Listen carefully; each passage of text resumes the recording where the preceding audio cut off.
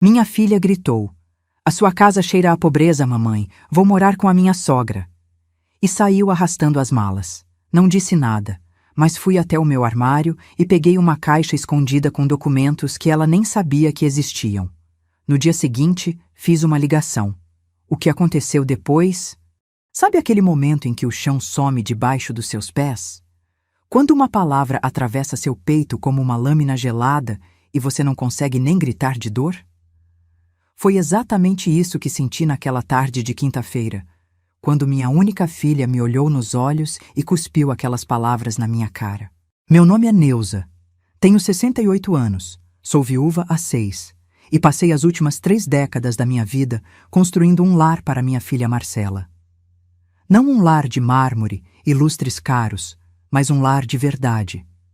Aquele onde o cheiro de café fresco te acorda de manhã, onde as panelas estão sempre no fogo, onde cada móvel conta uma história. As cortinas de chitão da sala? Costurei com minhas próprias mãos quando Marcela tinha 12 anos. A mesa de madeira da cozinha? Foi onde ensinei a ela todas as receitas da minha mãe. As marcas de lápis na parede do corredor, medíamos a altura dela todo aniversário. Mas nada disso importou naquele momento. Marcela estava de pé na minha sala, com 2 malas grandes ao lado, vestindo aquele conjunto bege caro que eu nunca tinha visto antes. O cabelo preso num coque impecável, unhas feitas, perfume forte que não combinava com ela. Parecia uma estranha, usando o rosto da minha filha. "Cheira a pobreza, mamãe." Ela repetiu, como se a primeira vez não tivesse sido suficiente para me despedaçar. Eu estava com meu avental ainda amarrado na cintura, acabara de tirar do forno um bolo de fubá, o preferido dela desde criança. Minhas mãos tremeram. O silêncio que se instalou naquela sala foi tão pesado que consegui ouvir o relógio da parede marcando cada segundo. Tic-tac, tic-tac, cada batida soando como uma condenação. Vou morar com a Silmara. A casa dela tem ar-condicionado em todos os cômodos. A cozinha é planejada, o box do banheiro é de vidro. Aqui... Ela fez um gesto largo com a mão, como se estivesse espantando uma mosca. Aqui é tudo velho, apertado, ultrapassado. Não dá mais, mãe. Eu cresci. Tenho um marido agora. Preciso de um lugar à altura. À altura. Aquela palavra ecoou dentro de mim como um sino fúnebre. Fábio, o marido dela, buzinou lá fora pela 3ª vez. Eu nem tinha conhecido direito aquele rapaz. Marcela namorou escondido por meses e, quando apresentou, já veio com data marcada para o casamento. 2 anos de casada e minha filha tinha virado outra pessoa. Ou talvez eu nunca tivesse conhecido quem ela realmente era. Marcela. Minha voz saiu rouca, mínima. Eu te criei sozinha nessa casa. Quando seu pai morreu, foi aqui que a gente se agarrou uma na outra para não afundar. Cada tijolo dessa casa tem nosso suor, nossas lágrimas, nossas risadas. Exatamente por isso, mãe. Essa casa é um túmulo de memórias velhas. Eu quero viver, não ficar presa no passado. Ela pegou as malas. Silmara entende isso. Ela é moderna, antenada. Ela me ensinou que a gente não pode se acomodar só porque sempre foi assim. Silmara, a sogra perfeita. A mulher que roubou minha filha em menos de 2 anos. Marcela arrastou as malas até a porta. O barulho das rodinhas no piso de cerâmica, aquela cerâmica que instalei com tanto orgulho quando consegui juntar dinheiro suficiente, soou como uma despedida definitiva. "Você não vai me parar?" ela perguntou, com uma sobrancelha erguida, desafiadora. E foi nesse instante que algo dentro de mim mudou. Não foi raiva, não foi mágoa, foi uma clareza fria, cristalina, que tomou conta de cada célula do meu corpo. Olhei para minha filha, essa mulher de 32 anos que eu não reconhecia mais, e percebi que palavras não adiantariam nada, não naquele momento. "Não, Marcela, não vou." Ela piscou surpresa. Talvez esperasse um drama, lágrimas, súplicas. Mas eu já tinha chorado demais na vida. Tinha suplicado demais ao destino quando meu Osvaldo morreu e me deixou sozinha com uma criança de 6 anos. Aprendi que dignidade às vezes mora no silêncio. Ótimo, então está resolvido. Ela abriu a porta. A luz da tarde entrou violenta, iluminando cada canto daquela sala que ela acabara de chamar de pobre. Eu a vi atravessar o portão, colocar as malas no porta-malas do carro, entrar sem olhar para trás. O carro arrancou e sumiu na esquina, levando embora a menina que eu criei e deixando no lugar. O quê? Um fantasma? Uma lição? Fiquei ali parada por minutos que pareceram horas. O bolo de fubá esfriava sobre a mesa. O avental continuava amarrado na minha cintura. E dentro do meu peito, algo começava a se reorganizar. Se você já sentiu na pele a dor da ingratidão de quem mais amou, fique até o final dessa história. E se inscreva no canal, porque o que vem a seguir vai mostrar que silêncio também pode ser a arma mais poderosa de todas. Caminhei lentamente até o quarto. Meus passos ecoavam no corredor vazio. Agora realmente vazio, sem a presença dela preenchendo cada espaço. Abri o guarda-roupa antigo, aquele de madeira maciça que meu sogro fez à mão há 40 anos. No fundo, atrás das roupas de inverno, estava a caixa de mogno. Peguei-a com cuidado, como quem segura uma bomba-relógio, porque de certa forma era exatamente isso. Sentei na cama. A mesma cama onde embalei Marcela em noites de febre, onde li histórias para ela dormir, onde conversei sobre seus primeiros amores. Abri a caixa e olhei para os documentos ali dentro. Escrituras, extratos, certidões. Cartas do meu falecido marido. E pela primeira vez naquela tarde terrível, eu sorri. Porque minha filha não fazia ideia de quem eu realmente era. E no dia seguinte, ela iria começar a descobrir. Mas o preço dessa descoberta seria muito mais alto do que ela jamais poderia imaginar. A caixa pesava pouco nas mãos, mas o que ela guardava tinha o peso de uma vida inteira de escolhas silenciosas. Passei os dedos pela superfície lisa do mogno, sentindo as ranhuras da madeira. Aquela caixa pertenceu à minha mãe, depois passou para mim. Eu sempre imaginei que um dia a entregaria para Marcela, junto com as histórias e segredos que ela carregava. Mas naquela noite, sentada sozinha no meu quarto, enquanto o céu escurecia lá fora, percebi que minha filha não merecia conhecer esses segredos. Ainda não. Talvez nunca.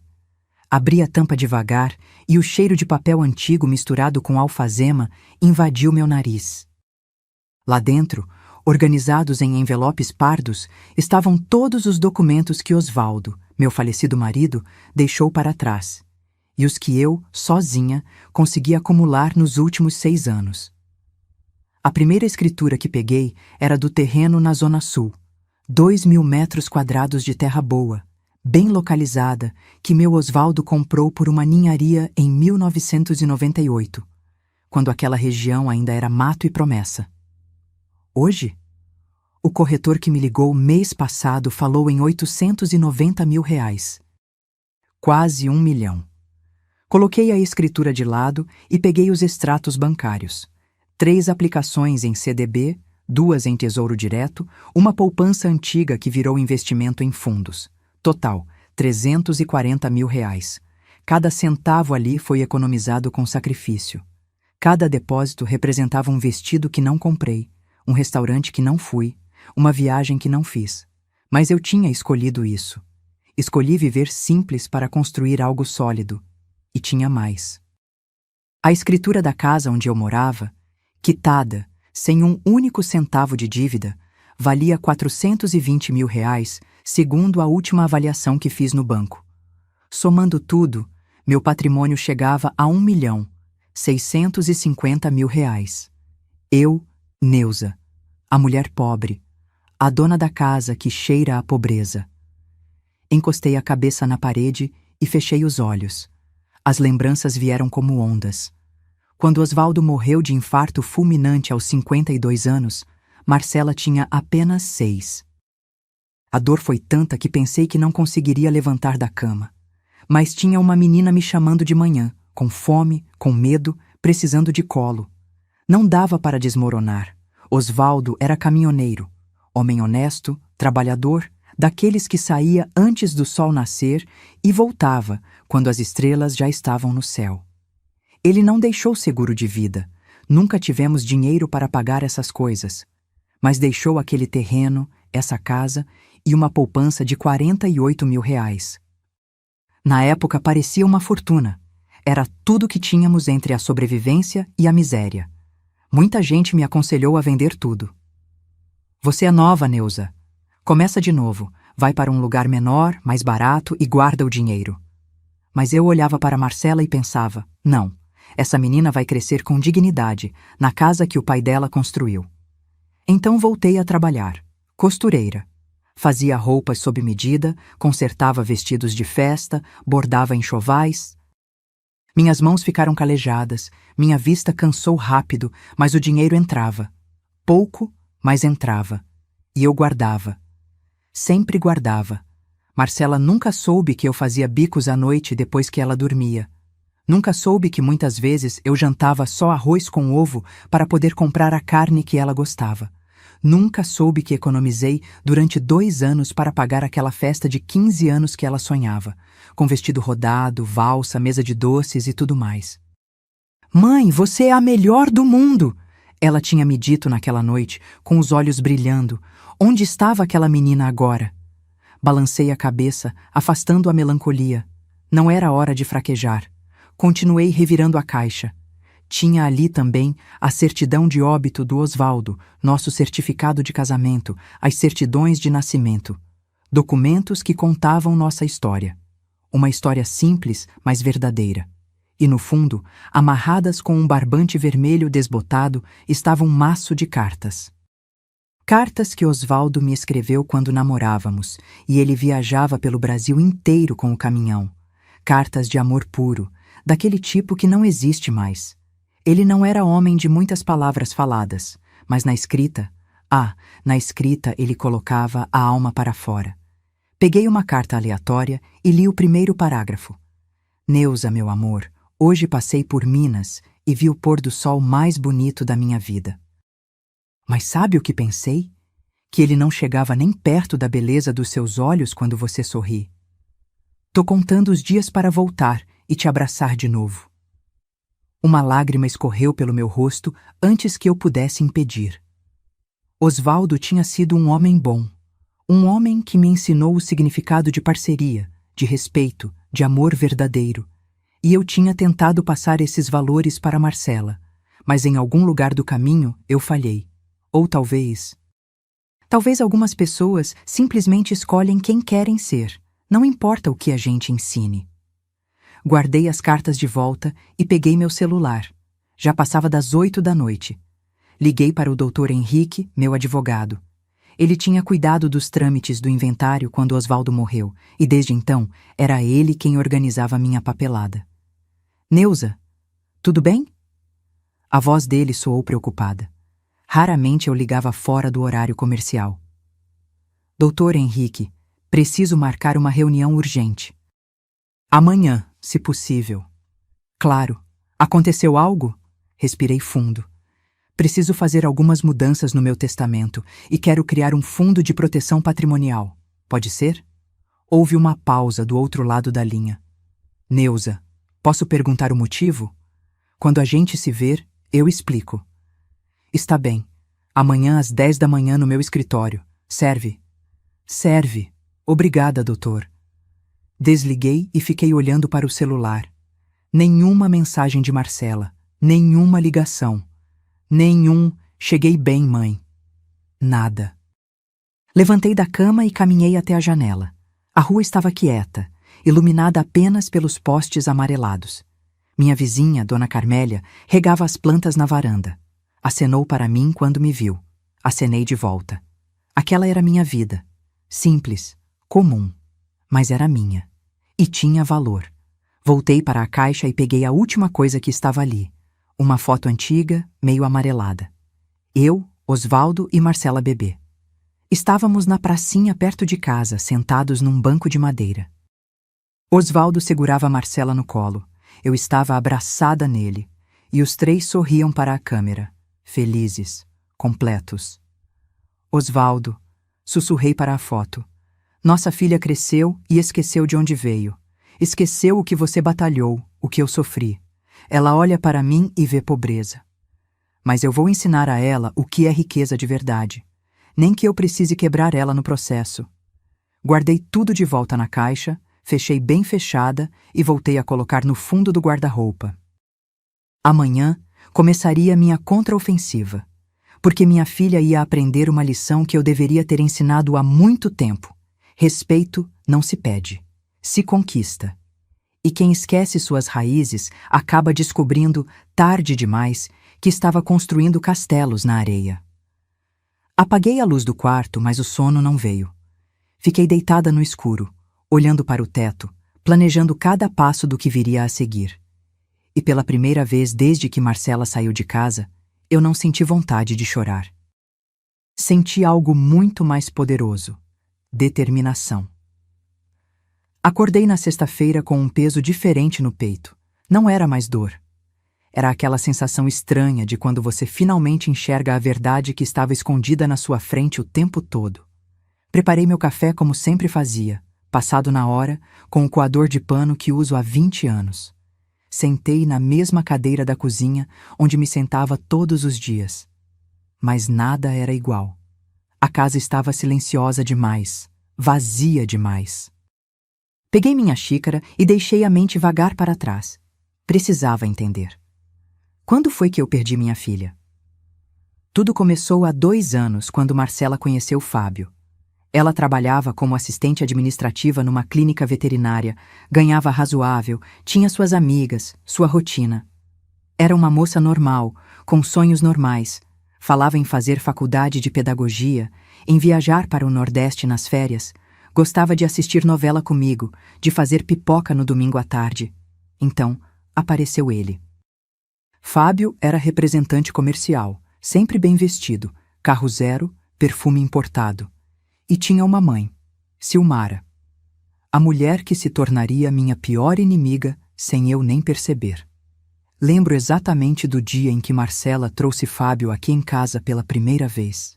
Foi num sábado de março, logo depois do almoço. Eu tinha feito galinhada, aquela receita que minha mãe me ensinou, com quiabo e açafrão. Coloquei a mesa bonita, toalha de crochê, os pratos bons que só usava em ocasiões especiais. Fábio foi educado. Elogiou a comida, agradeceu, falou que estava tudo delicioso. Mas eu vi o jeito que ele olhou para a casa quando entrou. Aquele olhar rápido, avaliativo, que varreu a sala em 3 segundos e catalogou tudo.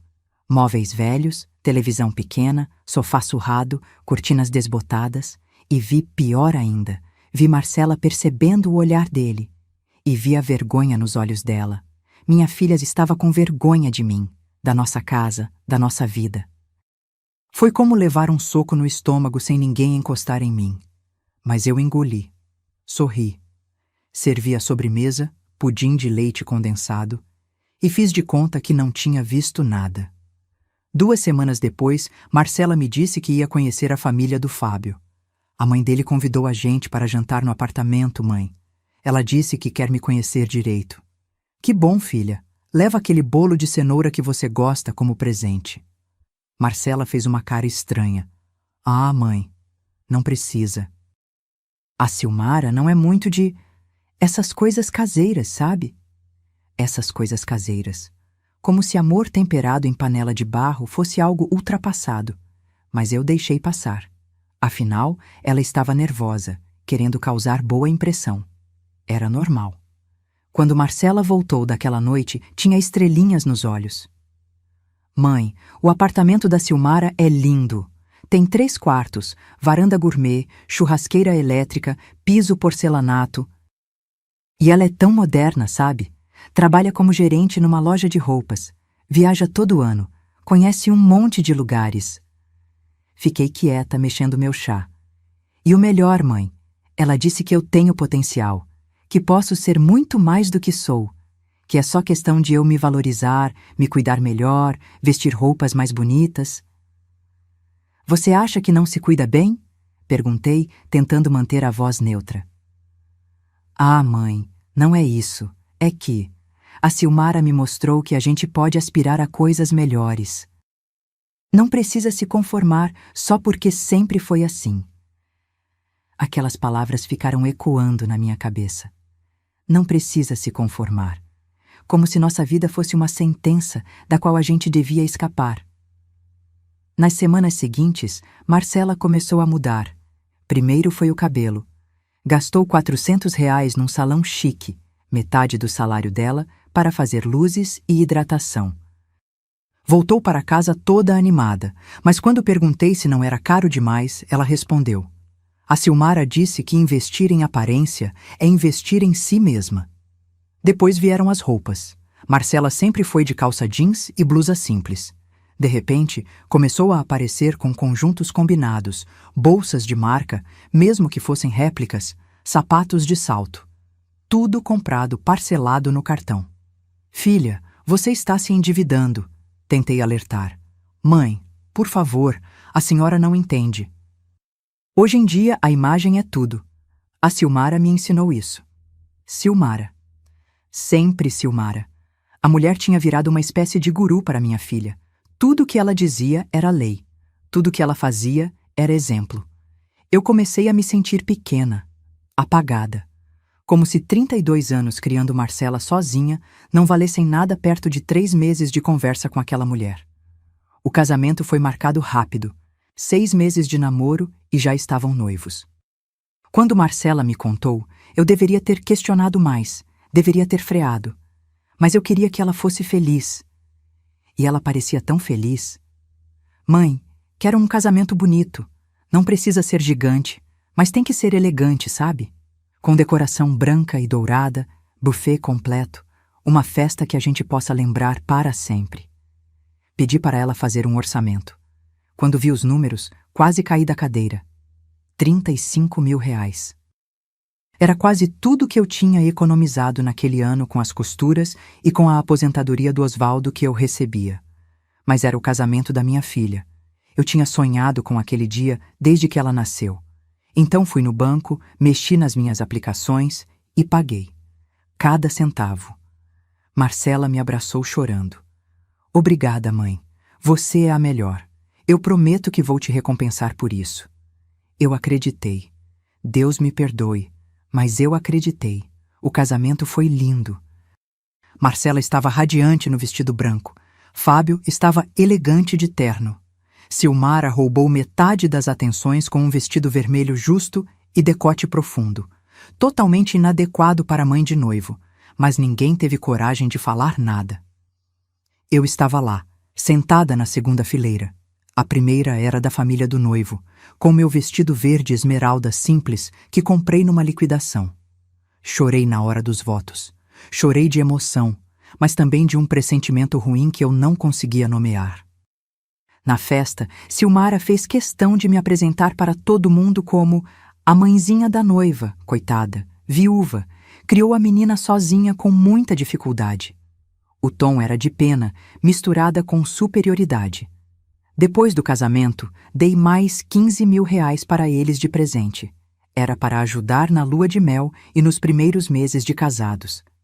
Mãe, você não precisava, Marcela disse, mas pegou o cheque rápido demais.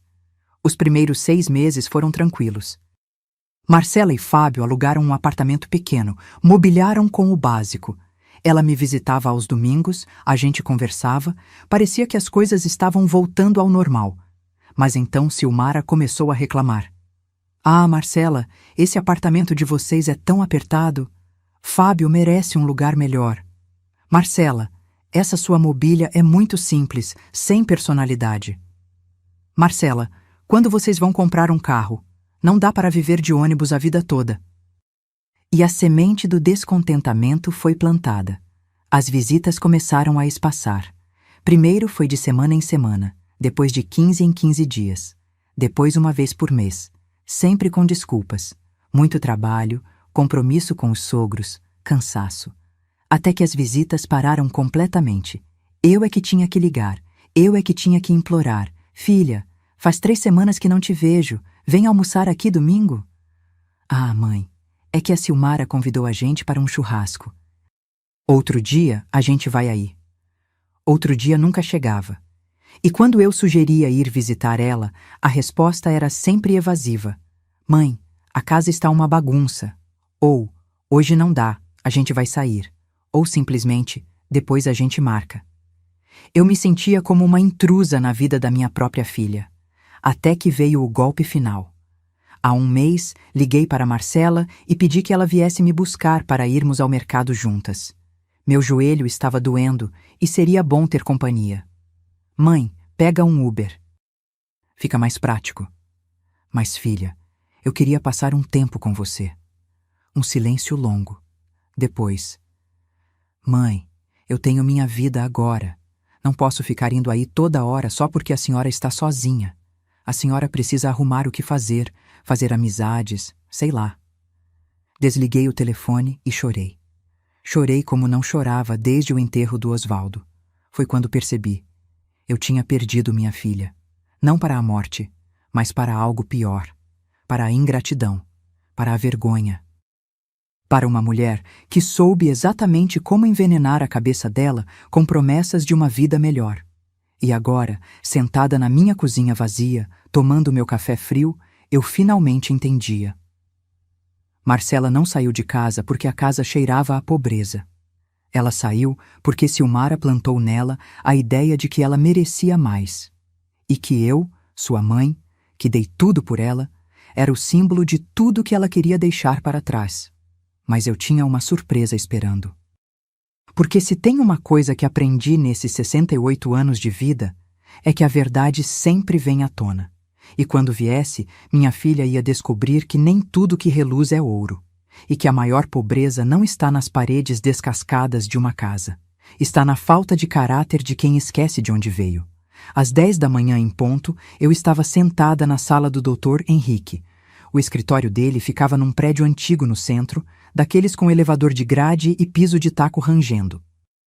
Mas o doutor era competente, honesto e tinha sido amigo do meu Osvaldo. Confiava nele de olhos fechados. Neuza, me conta o que está acontecendo. Ele ajeitou os óculos de grau e abriu uma pasta nova para fazer anotações. Respirei fundo e contei tudo.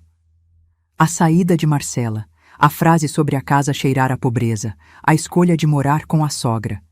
Cada palavra saía pesada, mas necessária. Dr. Henrique me ouviu em silêncio, apenas balançando a cabeça aqui e ali. Quando terminei, ele tirou os óculos e esfregou o rosto com as mãos. Neuza, sinto muito. Não devia ser assim. Pois é, doutor. Mas não vim aqui buscar pena. Vim buscar solução. Ele sorriu de canto. Sempre foi determinada. O Osvaldo tinha orgulho disso. Então me ajude. Quero proteger meu patrimônio. Quero fazer mudanças no testamento. E quero entender exatamente o que posso fazer para que minha filha não colha os frutos de uma árvore que ela acabou de cuspir. Passamos a manhã inteira organizando documentos. Dr. Henrique me explicou as opções, os caminhos legais, as proteções possíveis. Saí de lá com um plano traçado e documentos para assinar na semana seguinte. Mas antes de executar qualquer coisa, eu precisava saber exatamente com quem estava lidando. Silmara, a sogra perfeita, a mulher das aparências. Eu conhecia o tipo. Tinha visto várias assim ao longo da vida. Mulheres que constroem castelos de cartas e convencem os outros de que é mármore maciço. Liguei para Terezinha, uma antiga cliente minha que morava no mesmo bairro que Silmara. A gente tinha ficado amigas ao longo dos anos. Eu costurava as roupas dela, ela me contava as fofocas do bairro. Terezinha conhecia todo mundo, sabia de tudo. Terê? É a Neuza. Preciso de um favor. Mo, fala, querida, tudo bem? Você conhece uma tal de Silmara? Gerente de loja de roupas, mora num apartamento ali perto de você? Silmara Costa? Conheço, sim. Não pessoalmente, mas sei quem é. Por quê? É a sogra da minha filha. Queria saber como é a vida dela, o que o povo comenta. Terezinha deu uma risadinha do outro lado da linha. Ah, minha filha, você quer verdade mesmo? Quero. Então se prepara. Essa mulher é pura fachada. E Terezinha começou a contar. Silmara morava num apartamento alugado no 10º andar de um prédio que parecia chique, mas era velho, mal conservado, com infiltração nas paredes e elevador vivendo quebrado. O aluguel era R$ 3.200 por mês, quase metade do salário dela. Ela ganha quanto, Terê? Sei que não passa de 7.000. E olha que ela se vangloria de ser gerente, mas gerente de loja de shopping ganha isso mesmo, Neuza. Não é bicho de 7 cabeças. O carro que ela dirigia, aquele sedã preto que parecia importado, estava financiado em 84 vezes. Ainda devia R$ 78.000. As parcelas estavam atrasadas há 2 meses. Como você sabe disso? Minha sobrinha trabalha no banco onde ela tem conta. Não pode falar oficialmente, mas me contou nos bastidores. A mulher está com o nome sujo, Neuza. Cartões estourados, cheque especial no limite. Senti um frio na espinha. Quanto de dívida? Nos cartões, uns 43.000, fora o carro e o aluguel atrasado. Silmara estava afundada em dívidas, e minha filha tinha ido morar com ela, achando que estava subindo na vida. Tem mais, Neuza. O povo aqui comenta que ela vive pedindo dinheiro emprestado. Já tentou pegar com a síndica, com vizinhos, com colegas de trabalho, sempre com desculpa bonita. É só até o fim do mês, tive um imprevisto, meu salário está atrasado. E o filho dela, o Fábio? Ah, o Fábio, coitado. Bom rapaz, trabalha direitinho, mas é meio bobo, sabe? Acredita em tudo que a mãe fala. Acho que nem sabe do buraco que ela está. Terê, você acha que ela vai usar minha filha? Silêncio do outro lado. Depois, com a voz baixa. Neuza, se eu fosse você, ficaria de olho. Mulher desesperada por dinheiro é capaz de qualquer coisa. Desliguei o telefone com o coração acelerado. Não era apenas soberba ou vaidade, era pior. Silmara estava quebrada financeiramente e tinha visto em Marcela e Fábio uma tábua de salvação. E o pior, Marcela não fazia a menor ideia. Passei o fim de semana inteiro inquieta. Não conseguia tirar aquilo da cabeça. Minha filha estava sendo usada e nem percebia. Ou pior, talvez percebesse e estivesse negando, porque admitir seria admitir que eu tinha razão. Na segunda-feira, liguei para o banco e marquei reunião com a Fabiana, minha gerente. Precisava movimentar algumas aplicações, reorganizar os investimentos. Se ia entrar numa guerra, precisava estar preparada. Fabiana me recebeu com aquele sorriso profissional. Dona Neuza, que bom ver a senhora. Faz tempo. Pois é, minha filha, preciso mexer em umas coisas. Passamos 1 hora conversando sobre rendimentos, taxas, prazos. Ao final, tinha liberado R$ 20.000 para uma conta corrente nova que abri. Dinheiro de emergência, caso precisasse agir rápido. Posso perguntar uma coisa, Dona Neuza? Fabiana se inclinou na mesa com ar de cumplicidade. Isso tem a ver com a sua filha? Olhei para ela surpresa. Como você sabe? Ah, Dona Neuza, a senhora vem aqui há anos. Sempre tão cuidadosa com cada centavo, sempre investindo, pensando no futuro. E de repente quer liberar dinheiro na conta corrente, fazer mudanças. Eu conheço esse padrão. Geralmente significa que tem problema familiar no ar. Sorri tristemente. Você é esperta, Fabiana. Só fui treinada para ler sinais, mas posso dar um conselho de amiga? Pode. Proteja-se primeiro, depois pensa nos outros. Aquelas palavras ficaram comigo. Proteja-se primeiro. Era isso que eu estava fazendo. Não por vingança, não por maldade, mas por necessidade. Porque aprendi da forma mais dolorosa possível que amor incondicional vindo de um lado só não é amor, é sacrifício inútil. Voltei para casa naquela tarde com a cabeça mais organizada. O plano estava tomando forma. Mas ainda faltava uma peça crucial, descobrir até onde Silmara estava disposta a ir. A resposta veio mais rápido do que eu imaginava. Na quarta-feira à noite, recebi uma ligação de um número desconhecido. Atendi desconfiada. Alô? Dona Neuza? Aqui é a Paula, amiga da Marcela do trabalho. Eu conhecia a Paula. Moça séria, boa gente.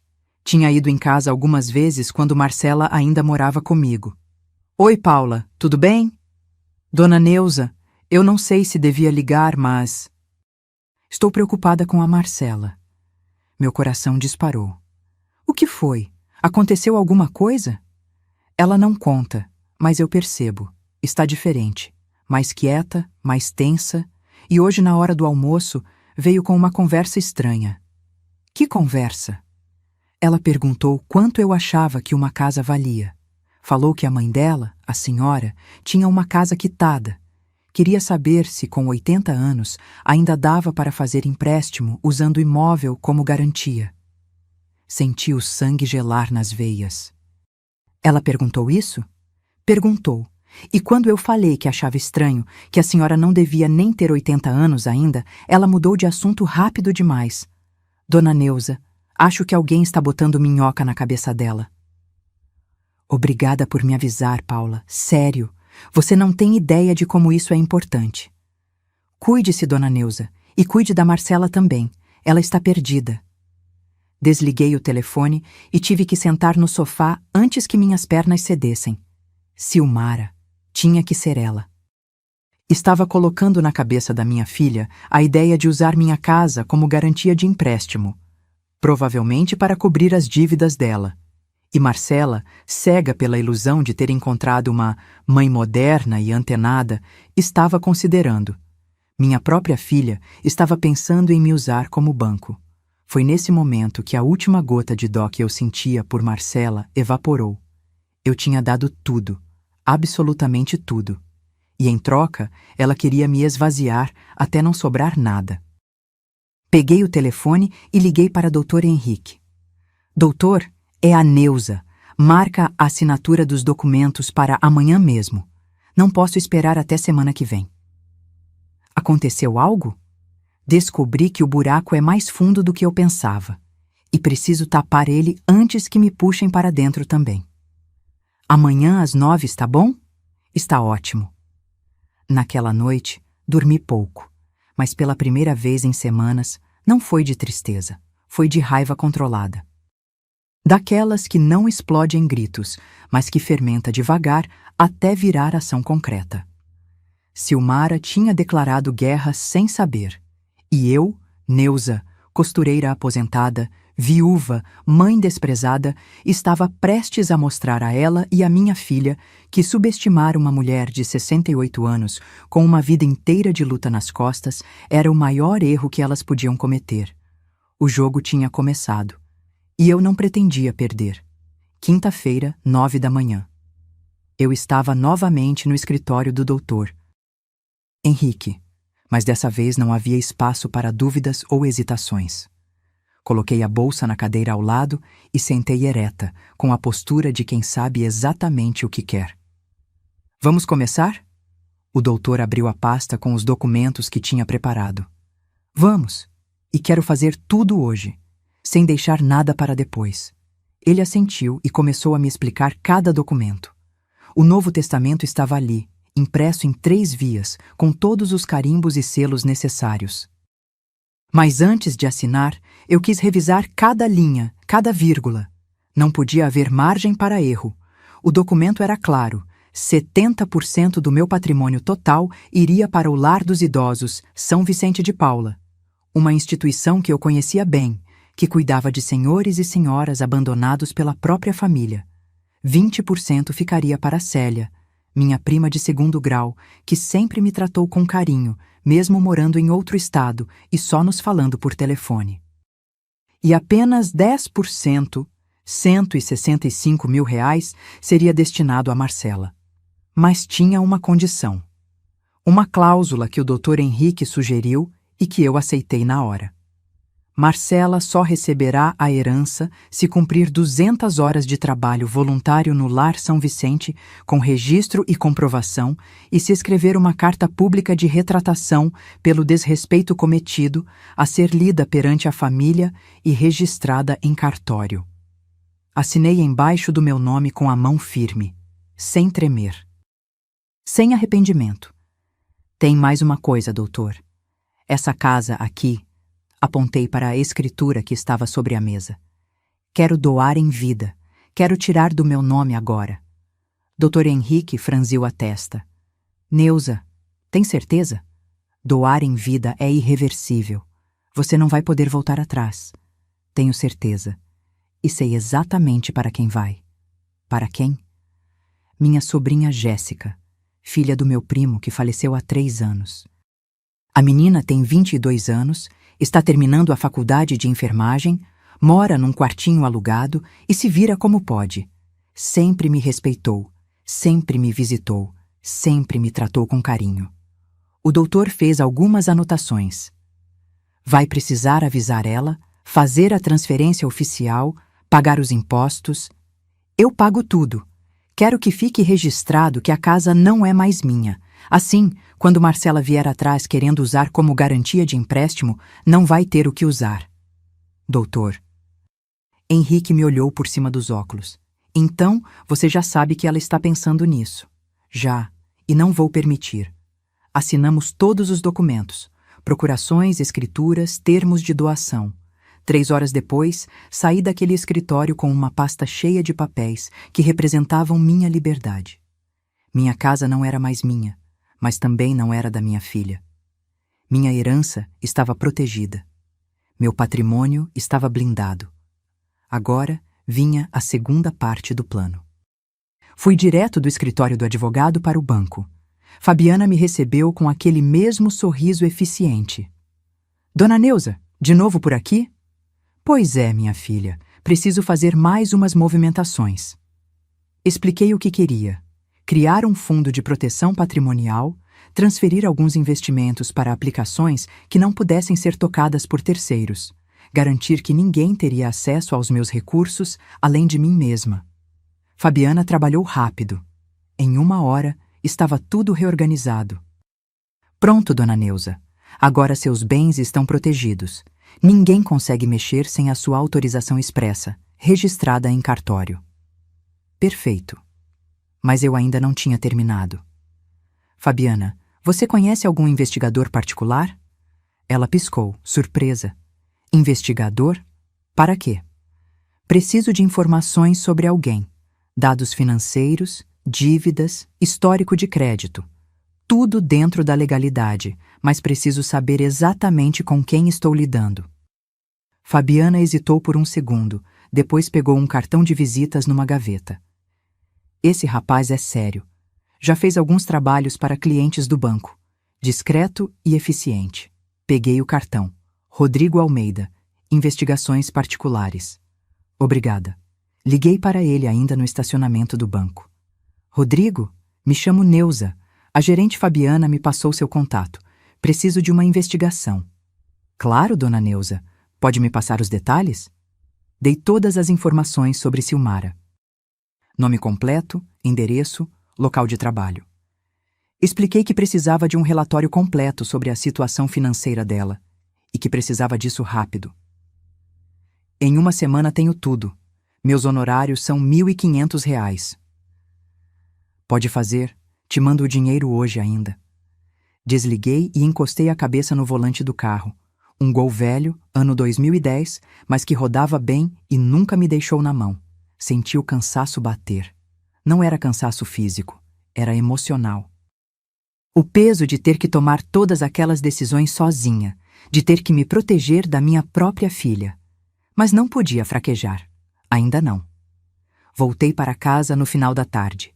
A rua estava quieta, o sol já começando a descer. Dona Carmélia estava sentada na varanda, como sempre, tomando seu café com biscoito. Neuza, tudo bem, querida? Tudo, Carmélia. E a senhora? Ah, indo. Sabe como é, a velhice não vem sozinha. Ela deu uma risadinha. A Marcela não veio aqui hoje, não? Senti um aperto no peito. Não, Carmélia. A Marcela se mudou. Se mudou? Para onde? Para a casa da sogra. Dona Carmélia fez uma cara de quem tinha acabado de morder uma fruta azeda. E minha filha, isso não costuma dar certo não, viu? Morar com sogra é receita para o desastre. Pois é, mas ela quis. Eu não pude fazer nada. E você está bem? Forcei um sorriso. Estou sim, tocando a vida. mas não estava bem. E Dona Carmélia sabia. Ela me olhou com aquela sabedoria de quem já viveu demais e conhece todas as dores do mundo. Neuza, escuta uma coisa. Filho ingrato é a dor mais pesada que uma mãe pode carregar. Mas tem uma hora que a gente precisa soltar. Não por eles, mas por nós. Porque ninguém merece morrer de desgosto por quem não valoriza. Acenei, com as lágrimas ameaçando descer. Obrigada, Carmélia. Entrei em casa antes que ela visse meu choro. Aquela noite, sentei no sofá com uma xícara de chá de camomila e liguei a televisão. Mas não conseguia prestar atenção em nada. Minha cabeça estava longe, processando tudo o que tinha acontecido. Em menos de uma semana, minha vida tinha virado de cabeça para baixo. E o pior, por culpa da única pessoa que eu amava mais do que a mim mesma. Peguei meu celular. Nenhuma mensagem de Marcela. Nenhuma ligação. Como se eu tivesse deixado de existir. Fui até o quarto e abri novamente a caixa de mogno. Peguei uma das cartas do Osvaldo e li em voz alta, só para ouvir aquelas palavras preencherem o silêncio da casa. Neuza, hoje pensei em como será nossa vida quando eu aposentar. Vou ter tempo de consertar aquele telhado que está vazando, de pintar a casa inteira, de plantar flores no quintal. Vou ter tempo de sentar com você na varanda e só ficar te olhando, porque você é a coisa mais bonita que já aconteceu na minha vida. E quando a Marcela crescer, quando ela voar com as próprias asas, a gente vai ter só nós dois de novo. E vai ser bom. Porque tudo que eu sempre quis foi construir uma vida simples ao seu lado. Te amo. Fechei os olhos e deixei as lágrimas caírem. Osvaldo, ela esqueceu de você. Esqueceu de tudo que você batalhou, de todo o suor que você derramou nessa casa. Como é que eu ensino a ela o que é gratidão, meu amor? Como? Não houve resposta, é claro. Só o silêncio da casa e o barulho distante de um cachorro latindo na rua. Guardei a carta de volta, fechei a caixa e respirei fundo. Não. Eu não ia fraquejar. Não ia desistir. Porque o que eu estava fazendo não era por vingança. Era por justiça. Era para ensinar a Marcela algo que eu deveria ter ensinado há muito tempo. Que dignidade não se negocia. Que respeito não é opcional. Que amor verdadeiro não se mede em metros quadrados de apartamento ou em carros importados.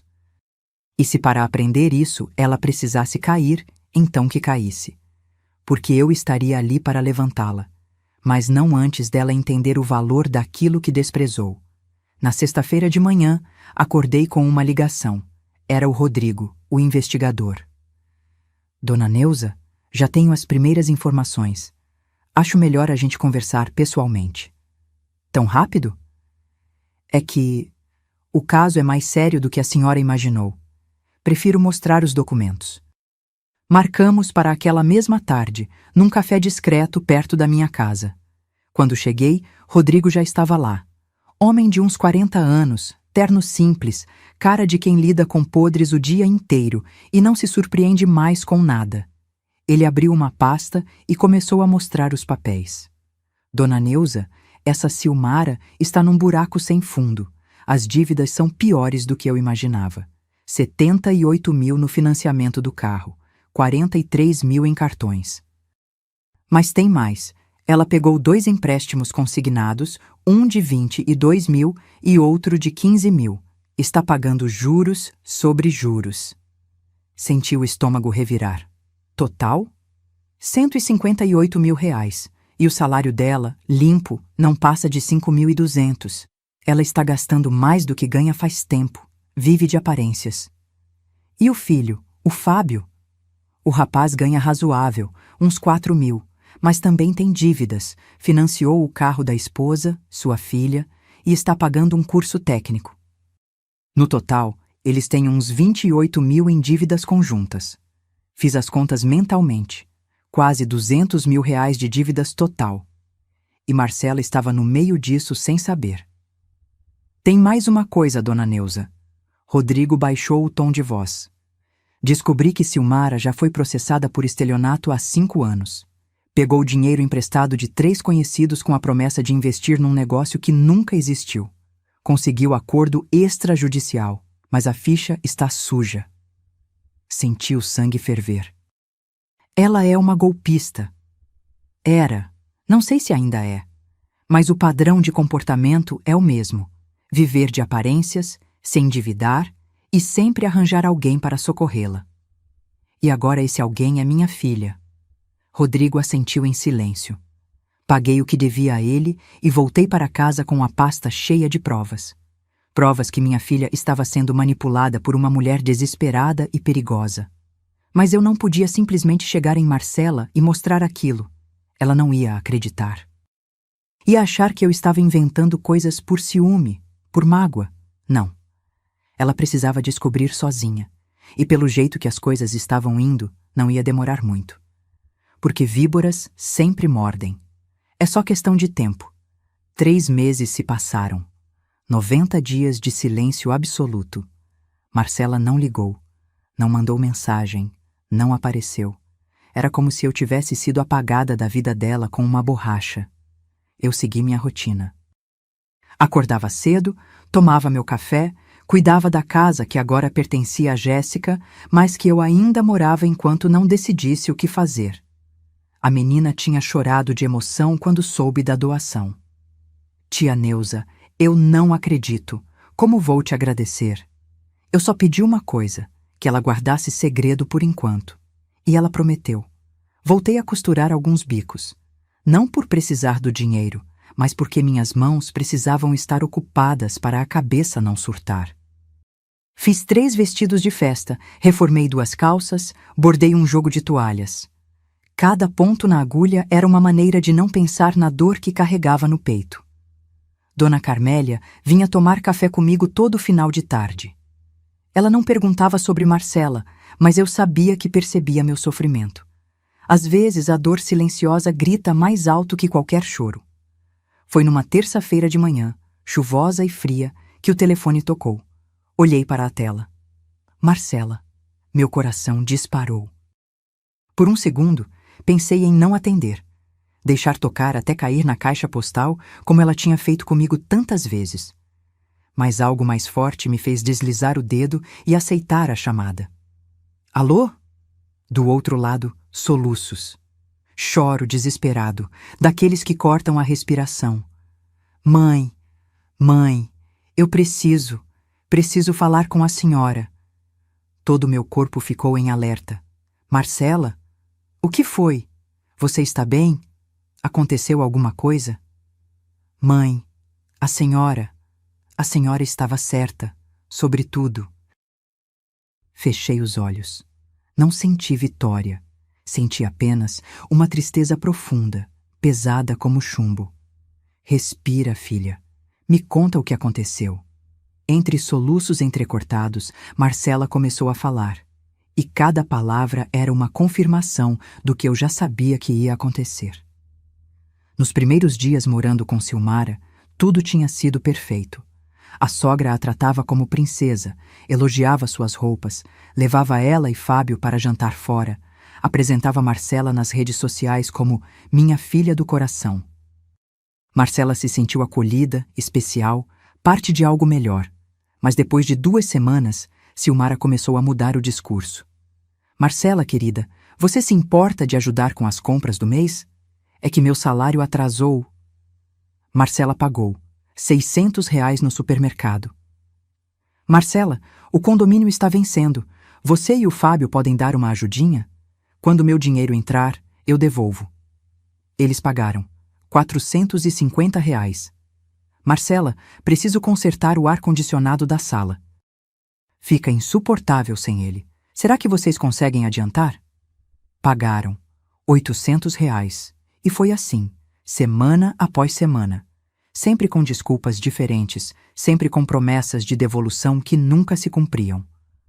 No segundo mês, Silmara soltou a bomba. Olha, eu tô com uma dívida aqui que tá me sufocando. Se vocês não me ajudarem com 4.500 por mês, vou ter que vender o apartamento e todo mundo vai ter que sair. Marcela e Fábio entraram em pânico. 4.500 era quase todo o salário deles somado. Como iam viver? A gente se vira. Vocês são jovens, trabalham. Eu tô quase na idade de aposentar. Não posso perder minha casa. E o pior, quando eles hesitaram, Silmara jogou a cartada final. Vocês são ingratos. Eu abri minha casa, dividi meu espaço, tratei vocês como filhos. E agora, na hora que preciso, vocês viram as costas? Que decepção, Fábio. Que decepção, Marcela. Pensei que vocês fossem diferentes. O peso da culpa funcionou. Eles começaram a pagar os 4.500, mas Silmara não parou por aí. Marcela, querida, preciso usar seu cartão de crédito só hoje. O meu está bloqueado por engano, mas amanhã já resolvo. Marcela entregou o cartão. No dia seguinte, descobriu que Silmara tinha gastado R$ 2.700 em roupas, perfumes e um jantar caro com as amigas. Silmara, a senhora prometeu que ia devolver. Calma, filha, eu devolvo, só me dá um tempo. O tempo nunca chegava. Marcela tentou conversar com Fábio, mas ele estava cego. Minha mãe não faria isso de propósito. Ela está passando por dificuldades. A gente precisa ajudar. Até que na semana passada, Silmara cruzou a linha vermelha. Marcela chegou em casa do trabalho e encontrou a sogra fuçando em suas coisas. Tinha achado o talão de cheques que Marcela guardava para emergências. Silmara, o que a senhora está fazendo? Ah, Marcela, achei que você não fosse se importar. Preciso pagar uma conta urgente. Só vou pegar emprestado.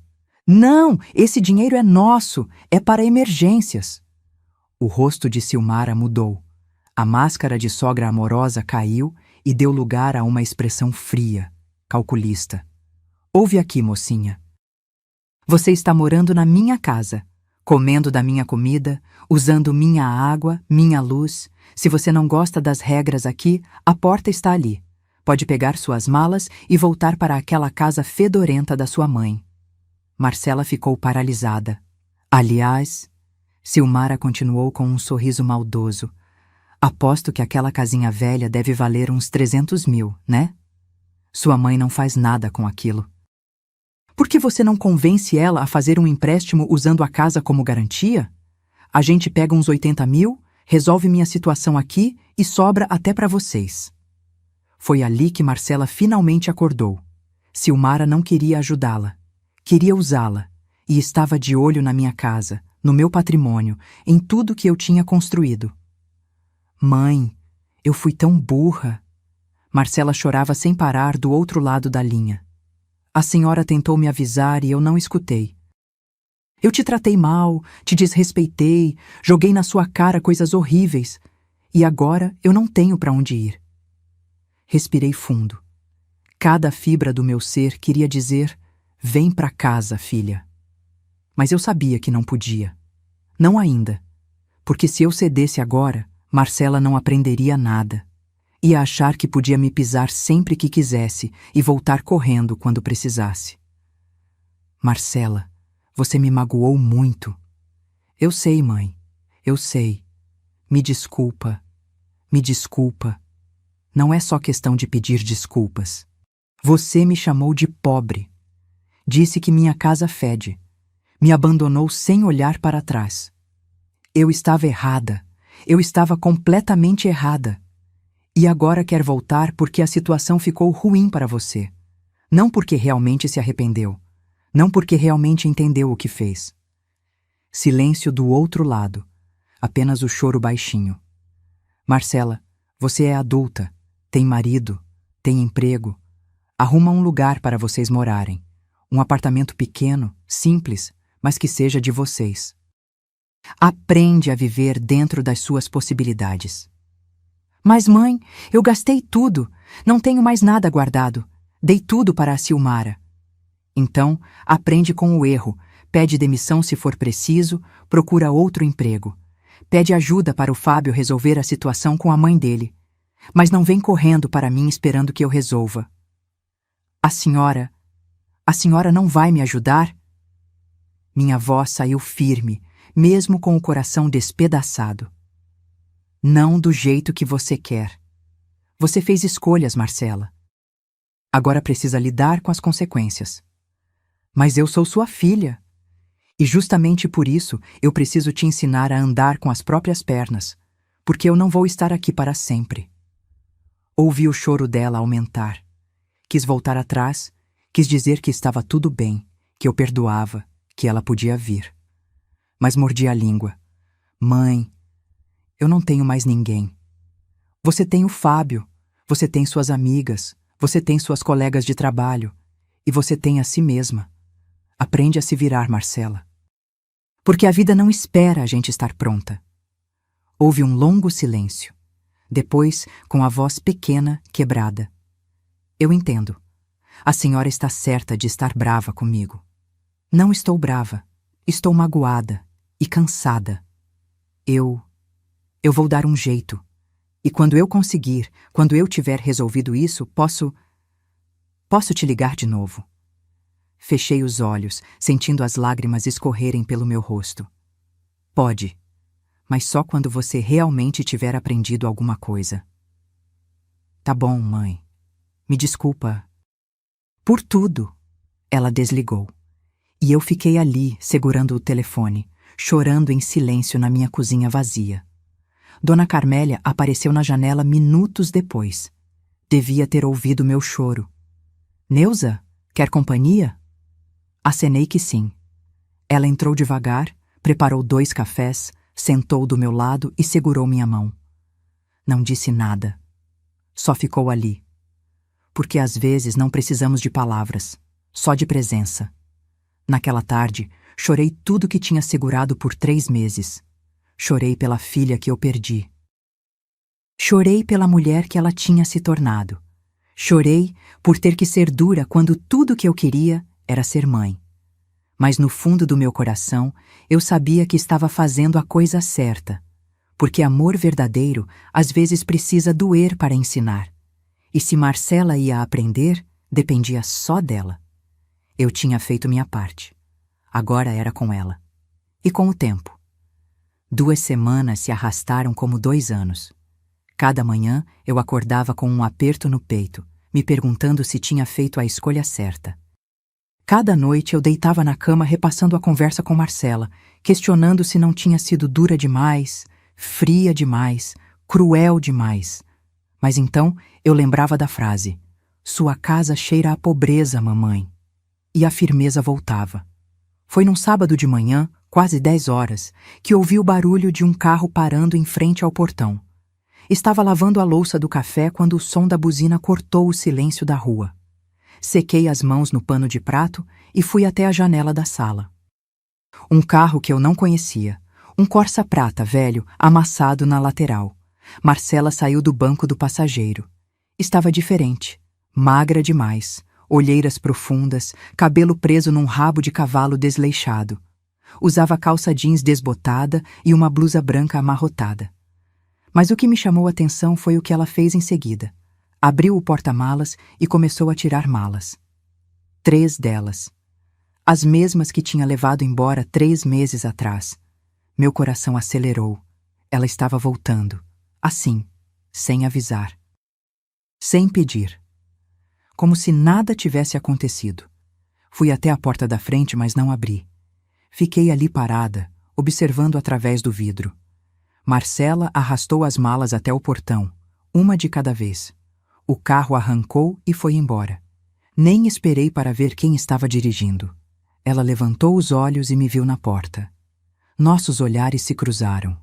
Por um breve instante, vi a menina de 6 anos que chorava nos meus braços quando tinha pesadelos. Mas a imagem se dissolveu rápido. A mulher parada do outro lado do portão era uma estranha. Marcela acenou timidamente. Eu não respondi. Ela empurrou o portão, que eu sempre deixava destrancado durante o dia, e começou a arrastar as malas pela calçada interna. O barulho das rodinhas na pedra portuguesa ecoava junto com meu coração batendo descompassado. Quando chegou na varanda, parou a uns 2 metros da porta. Ficamos nos encarando.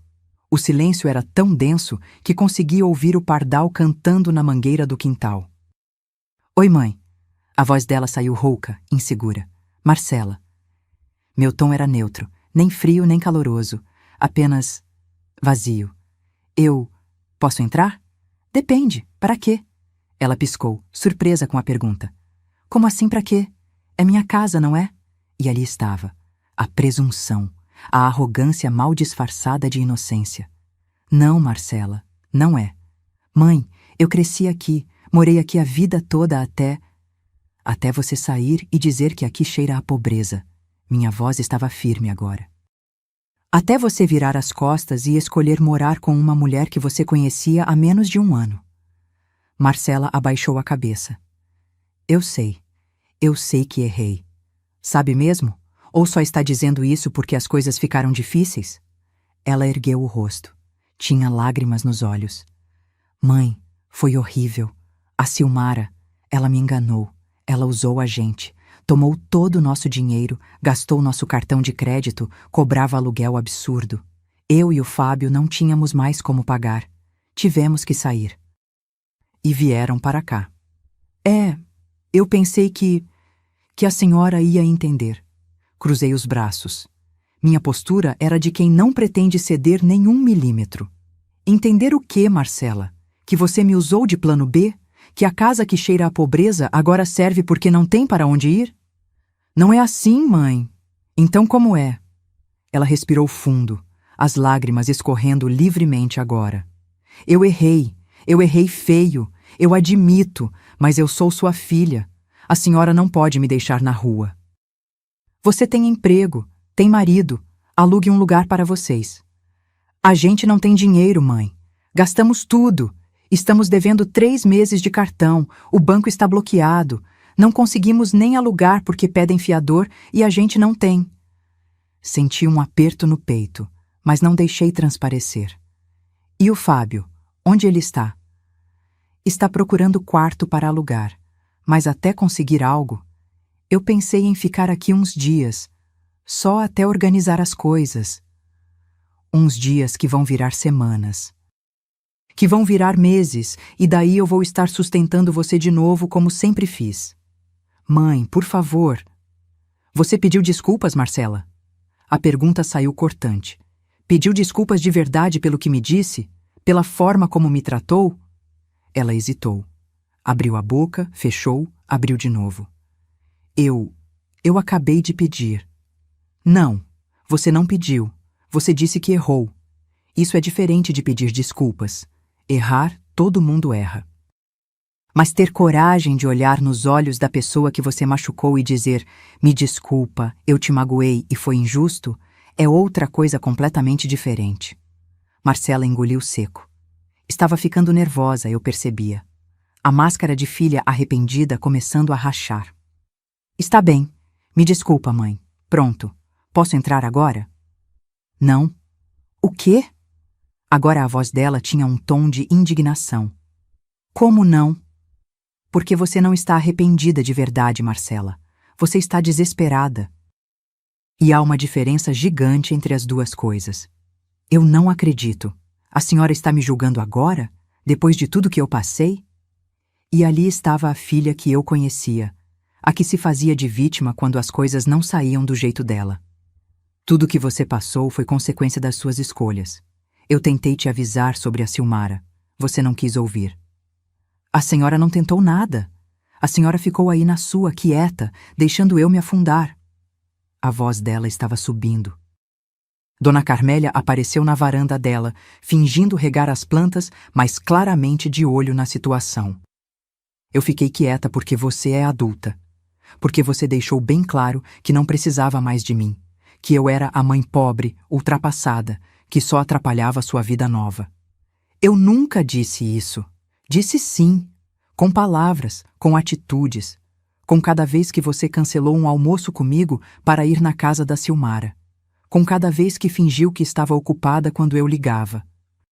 Com cada olhar de vergonha que você me dava quando o Fábio estava perto. Marcela ficou em silêncio. As palavras tinham acertado em cheio. Mãe, por favor, eu não tenho para onde ir. Tem sim. Tem a casa dos seus amigos. Tem albergue. Tem quarto de hotel barato. Tem várias opções. Só não tem a opção de voltar aqui e fazer de conta que nada aconteceu. A senhora está sendo cruel.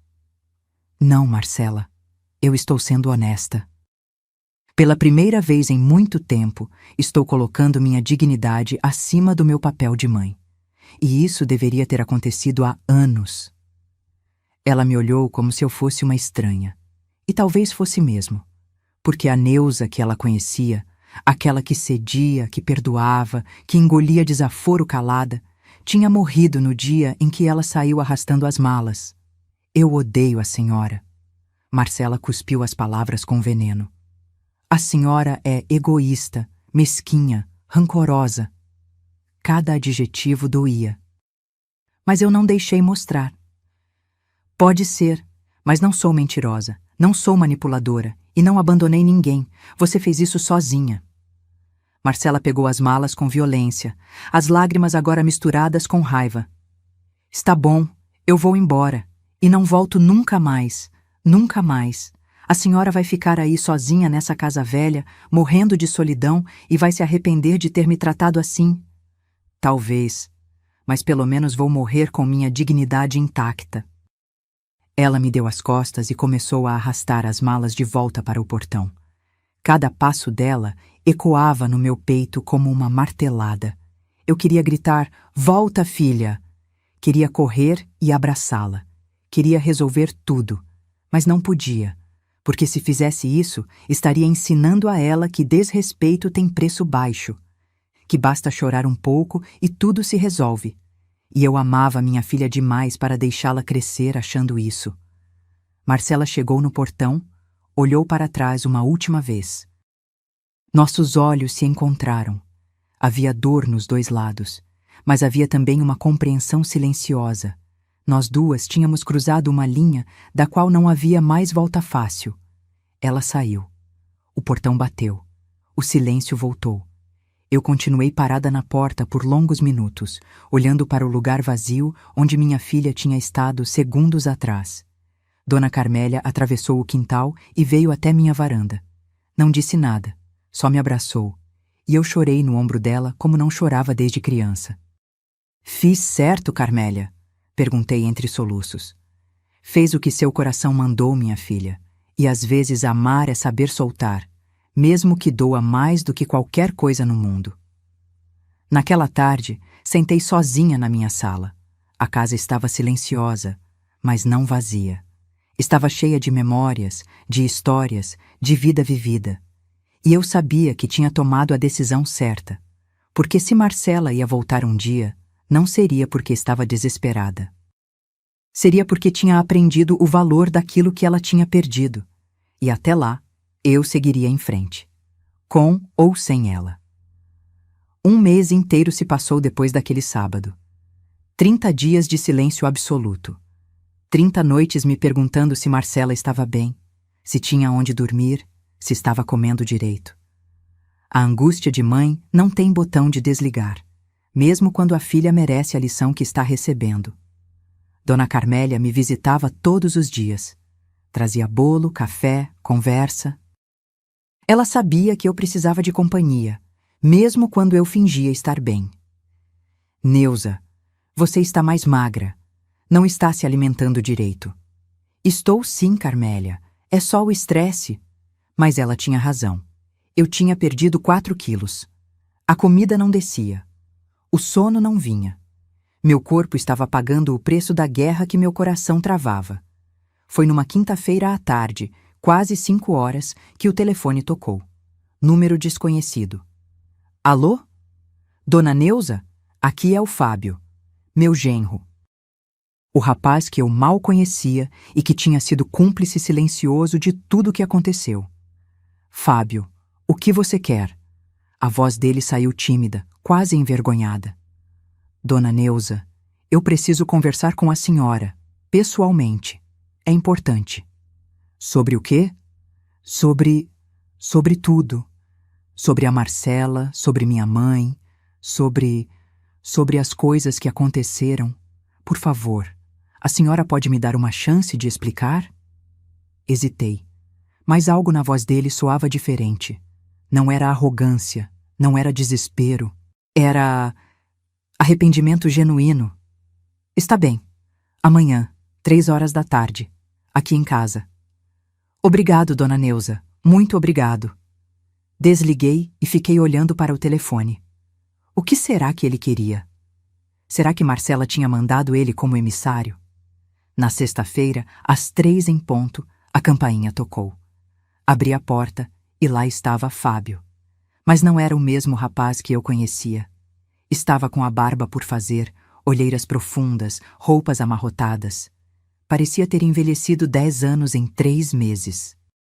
Dona Neuza. Ele fez uma pequena reverência, um gesto de respeito que me pegou de surpresa. Entre. Preparei café, coloquei na mesa alguns biscoitos que Dona Carmélia tinha trazido pela manhã. Fábio sentou na ponta da cadeira, inquieto, mexendo nas mãos. Pode falar.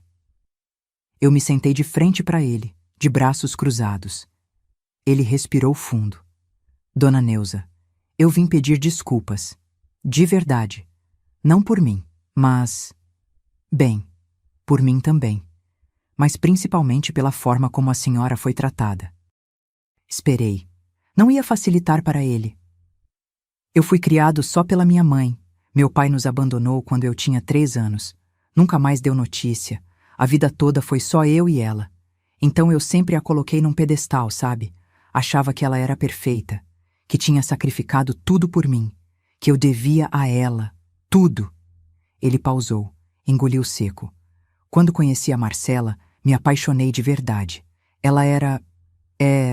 diferente de todas as mulheres que conheci. Simples, verdadeira, trabalhadora. Quando apresentei ela para minha mãe, esperava que minha mãe a amasse como eu amava. E ela fingiu amar. Completei. Exatamente. Fábio baixou a cabeça. Minha mãe é muito boa nisso. Fingir, manipular. Eu demorei anos para perceber, mas ela sempre foi assim. Quando eu era criança, ela fazia eu me sentir culpado por qualquer coisa. Se ela estava triste, era minha culpa. Se ela estava com dívidas, era porque gastou comigo. Eu cresci achando que devia tudo a ela. E aí vocês se casaram. Sim. E quando começamos a morar com ela, no começo foi bom. Ela elogiava a Marcela, tratava ela bem. Mas aos poucos, as cobranças começaram. Primeiro pequenas, depois cada vez maiores. Fábio esfregou o rosto com as mãos. Eu era cego, dona Neuza. Sempre que a Marcela reclamava, eu defendia minha mãe. Ela está passando por dificuldades. Ela criou a gente sozinha. A gente precisa retribuir. Até que uma noite, há 2 semanas, eu acordei e ouvi minha mãe ao telefone. Ela estava falando com uma amiga. E eu ouvi tudo. O ar na sala ficou pesado. Ela estava rindo, dona Neuza. Rindo, dizendo como tinha sido fácil manipular a gente, como a Marcela era boba e influenciável. Como o plano dela era fazer a Marcela convencer a senhora a colocar essa casa como garantia de empréstimo para pagar as dívidas dela. Senti o sangue ferver, mas mantive a expressão neutra. Ela disse literalmente: essas velhinhas viúvas sempre têm casa quitada e não fazem nada com o patrimônio. É só a Marcela chorar um pouco que a mãe dela cede. E quando conseguir o dinheiro, eu mando os 2 embora e fico com tudo. Fechei os olhos. Mesmo sabendo de tudo através do investigador, ouvir aquilo da boca do Fábio doía de um jeito diferente. Eu confrontei ela no dia seguinte. Ela nem negou. Disse que era assim que o mundo funcionava, que cada um tem que se virar. Que eu era fraco por não entender isso. E você fez o quê? Peguei a Marcela e saímos de lá na mesma hora. Estamos morando num quarto alugado, dividindo o banheiro com outras 5 pessoas. Mas pelo menos estamos longe dela. E a Marcela? Como ela está? A voz de Fábio falhou. Destruída, dona Neuza. Ela chora todo dia, não dorme direito, está se culpando por tudo. Diz que a senhora tinha razão desde o começo, que ela foi burra, que perdeu a única pessoa que realmente se importava com ela. As lágrimas ameaçaram subir, mas eu segurei. Por que você está me contando isso, Fábio? Porque a senhora merece saber a verdade. E porque eu quero pedir um favor. Qual? Dê uma chance para a Marcela explicar. Não estou pedindo para a senhora perdoar. Não estou pedindo para deixar ela voltar. Só escute ela. De verdade. Ela precisa disso. Precisa fechar esse ciclo. Fiquei em silêncio por longos segundos. Fábio me olhava com uma mistura de esperança e medo. Está bem. Mas não vai ser do jeito que vocês pensam. Como assim? Levantei da cadeira e fui até o quarto. Voltei com uma caixa. Não a de mogno, mas outra, onde eu tinha guardado todos os documentos que o Dr. Henrique e a Fabiana tinham me ajudado a organizar. Liga para ela, diz para vir aqui amanhã, 3 horas da tarde, e avisa. Não vai ser uma conversa qualquer, vai ser um acerto de contas, para o bem ou para o mal. Fábio engoliu seco, mas concordou. No dia seguinte, sábado, eu me arrumei. Coloquei meu vestido vermelho mais bonito, penteei o cabelo, passei batom. Não por vaidade, mas porque precisava me sentir forte. Liguei para o Dr. Henrique. Doutor, precisa vir aqui em casa amanhã, 3 horas, e se possível, traz a Fabiana do banco também. Neuza, o que você está planejando? Vou mostrar para minha filha quem eu realmente sou e o que ela perdeu. Às 3 horas, a campainha tocou. Abri a porta. Marcela estava ali, com Fábio ao lado. Ela estava ainda mais magra, com o rosto pálido, os olhos inchados de tanto chorar. Quando me viu, os lábios dela tremeram. Mãe, entra. Eles entraram e pararam no meio da sala. Foi quando viram o Dr. Henrique e a Fabiana sentados no sofá, com pastas e documentos sobre a mesa de centro. Mãe, o que é isso? A voz de Marcela saiu trêmula. Senta. Apontei para as cadeiras. Eles sentaram, confusos e assustados. Eu fiquei de pé, de frente para eles. Era meu momento. Minha hora de falar tudo que estava engasgado há meses. Marcela, você me chamou de pobre. Disse que minha casa cheira a pobreza. Escolheu morar com uma mulher que acabou de conhecer em vez da mãe que te criou sozinha. Ela abaixou a cabeça, as lágrimas já começando a cair. Então, eu vou te mostrar exatamente quem é essa mãe pobre que você desprezou. Peguei o primeiro documento. A escritura do terreno. Isso aqui é um terreno de 2.000 metros quadrados na Zona Sul. Vale R$890 mil. Seu pai comprou quando você era bebê. Eu mantive, nunca vendi. Joguei o papel na mesa. Marcela olhou, boquiaberta. Peguei os extratos bancários. Aqui, R$340 mil em aplicações.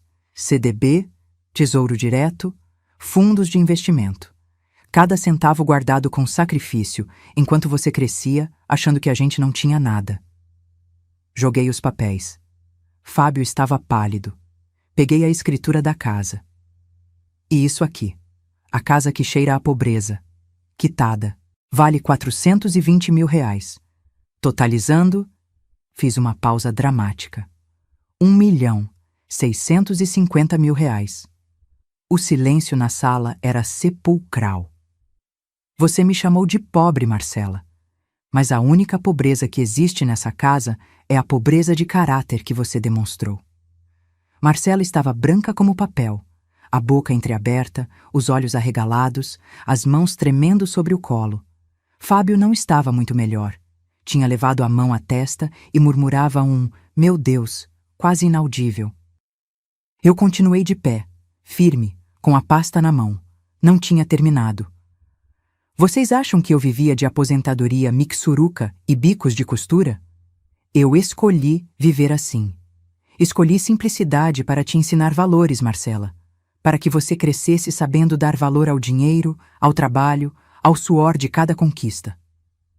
Peguei outro documento, o Novo Testamento. Mas você preferiu acreditar numa mulher que mal conhecia. Preferiu a ostentação falsa da Silmara à verdade simples da sua própria mãe. Então, eu tomei uma decisão. Estendi o papel para o Dr. Henrique. Ele se levantou, com sua postura solene de advogado, e começou a ler em voz alta. Testamento de Neuza Aparecida dos Santos, registrado em cartório no dia 15 de setembro de 2025. Cláusula 1ª. 70% do patrimônio total, equivalente a aproximadamente R$ 1.155.000, será destinado ao Lar dos Idosos São Vicente de Paula. Marcela soluçou. Um choro baixo, engasgado, de quem está ouvindo o mundo desmoronar. Cláusula 2ª. 20% do patrimônio, equivalente a R$ 330.000, será destinado a Célia Rodrigues dos Santos, prima em 2º grau da testadora. Mãe! Marcela tentou falar, mas a voz não saiu direito. O Dr. Henrique continuou, implacável. Cláusula 3ª. 10% do patrimônio, equivalente a R$ 165.000, será destinado a Marcela dos Santos Ferreira, filha única da testadora, desde que sejam cumpridas as seguintes condições. Ele fez uma pausa. O silêncio era tão pesado que eu conseguia ouvir o tic-tac do relógio de parede. Condição A. A herdeira deverá cumprir 200 horas de trabalho voluntário no Lar dos Idosos São Vicente de Paula, com registro em livro-ponto e comprovação através de relatórios mensais. Condição B. A herdeira deverá escrever uma carta pública de retratação pelo desrespeito cometido contra a testadora, detalhando suas ações e o aprendizado obtido. Carta esta que será lida perante membros da família e registrada em cartório. Condição C. Caso as condições A e B não sejam cumpridas no prazo de 12 meses após o falecimento da testadora, o valor destinado à herdeira será automaticamente incorporado à doação para o Lar dos Idosos. O Dr. Henrique dobrou o documento e sentou novamente. Marcela estava destroçada. Chorava copiosamente, com o corpo todo tremendo. Fábio passou o braço em volta dela, mas ele mesmo estava em choque. Mãe, por favor, não faz isso. A voz dela era um fio. Ainda não terminei. Peguei outra escritura. Essa casa aqui, Marcela, essa casa que você desprezou, já não é mais minha. Os olhos dela se arregalaram. O quê? Eu a doei, em vida, para a Jéssica, sua prima. A menina de 22 anos que está terminando faculdade de enfermagem, que sempre me respeitou, que sempre me visitou. Ela agora é a dona legal desse imóvel. A senhora deu minha herança para a Jéssica? A voz de Marcela subiu, histérica agora. E ali estava, o que eu precisava ouvir. A prova final de que ela não tinha entendido nada. Sua herança? Minha voz saiu cortante como navalha. Herança não é direito, Marcela. É presente, é escolha de quem doa. E você acha que merece receber alguma coisa depois de tudo que fez? Eu sou sua filha. E eu sou sua mãe, a mãe que você chamou de pobre, a mãe cuja casa você disse que fedia, a mãe que você abandonou sem olhar para trás. Levantei da cadeira e fui até ela. Me abaixei para ficar na altura dos olhos dela. Você não queria essa casa, Marcela. Você deixou bem claro. Então eu dei para alguém que a valoriza. Alguém que entende que casa não é sobre metragem ou acabamento de luxo. É sobre amor. E esse conceito você esqueceu. Marcela soluçava incontrolavelmente agora. Fábio estava com o rosto enterrado nas mãos. Mas eu não sou cruel. Continuei, minha voz baixando o tom. Eu ainda sou sua mãe. Então deixei R$ 165.000 para você. É dinheiro suficiente para você recomeçar a vida, comprar um apartamento pequeno, mobiliar, ainda sobra para uma reserva de emergência. Mas eu só recebo se você provar que aprendeu alguma coisa. Sim. Me levantei. 200 horas no Lar dos Idosos. Você vai conviver com senhores e senhoras que foram abandonados pelos próprios filhos. Vai ouvir as histórias deles, vai sentir a dor deles. E talvez, só talvez, você entenda a dor que causou em mim. Fábio ergueu o rosto. Dona Neuza, e se a Marcela cumprir as condições? A senhora vai voltar a ter contato com ela? Era a pergunta que eu estava esperando. Depende? Olhei para Marcela. Depende se o arrependimento dela é real ou se é só teatro para conseguir o dinheiro. Depende se ela realmente vai mudar ou se vai voltar a ser a pessoa que me desprezou. Eu vou observar. Vou acompanhar. E no final, vou decidir se quero ter minha filha de volta na minha vida. A Fabiana, que tinha ficado quieta o tempo todo, finalmente falou. Sua voz era suave, mas firme. Marcela, posso dizer uma coisa? De mulher para mulher? Marcela acenou que sim, entre soluços. Sua mãe podia ter simplesmente te deserdado. Podia ter dado tudo para a caridade e pronto. Mas ela não fez isso. Ela criou uma ponte. Difícil sim. Dolorosa, com certeza. Mas é uma ponte.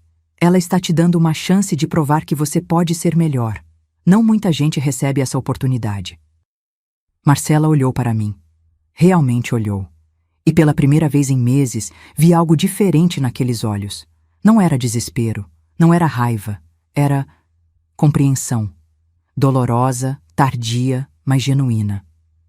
Mãe, eu não tenho nem palavras para dizer o quanto eu estraguei tudo. Não tem mesmo. Palavras nesse momento não significam nada. Só ações. Eu vou fazer. Vou cumprir as 200 horas. Vou escrever a carta.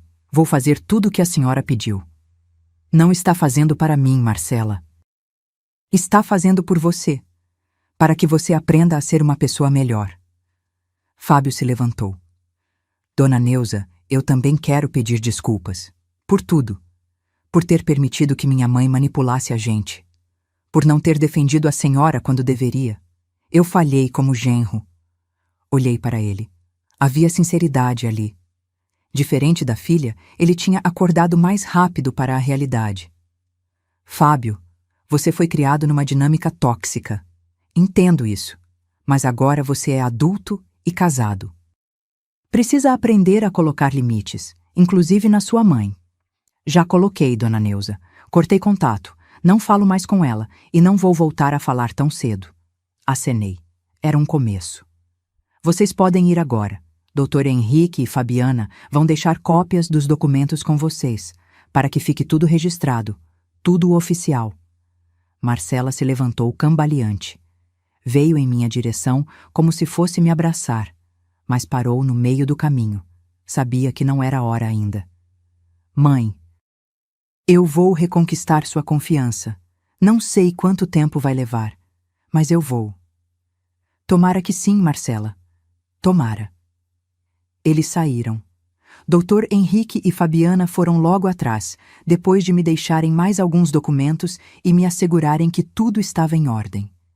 Fiquei sozinha na sala. O sol da tarde entrava pela janela, iluminando a poeira que dançava no ar. A casa estava quieta, mas não era mais aquele silêncio sufocante de solidão. Era um silêncio de paz, de dever cumprido. Dona Carmélia bateu na porta minutos depois. Ela tinha visto tudo pela janela, sem querer ouvir, mas impossível não notar o movimento. E aí, Neuza, como você está? Sorri. Um sorriso pequeno, cansado, mas real. Estou leve, Carmélia. Pela primeira vez em meses, estou leve. Você fez a coisa certa. Espero que sim. Naquela noite preparei um jantar só para mim. Arroz, feijão, bife acebolado, salada. Coloquei a mesa bonita, acendi uma vela pequena, botei uma música suave no rádio. E comi devagar, saboreando cada garfada. Não estava comemorando. Estava apenas vivendo, existindo, me permitindo respirar sem o peso da culpa, da dor, da angústia. Porque pela primeira vez eu tinha escolhido a mim mesma. E isso não era egoísmo. Era amor próprio. 6 meses. 180 dias podem parecer pouco no calendário, mas na vida real, quando você está reconstruindo tudo do zero, cada dia pesa como uma semana. Eu me mudei. Sim. Depois de doar a casa para Jéssica, decidi que era hora de começar um novo capítulo.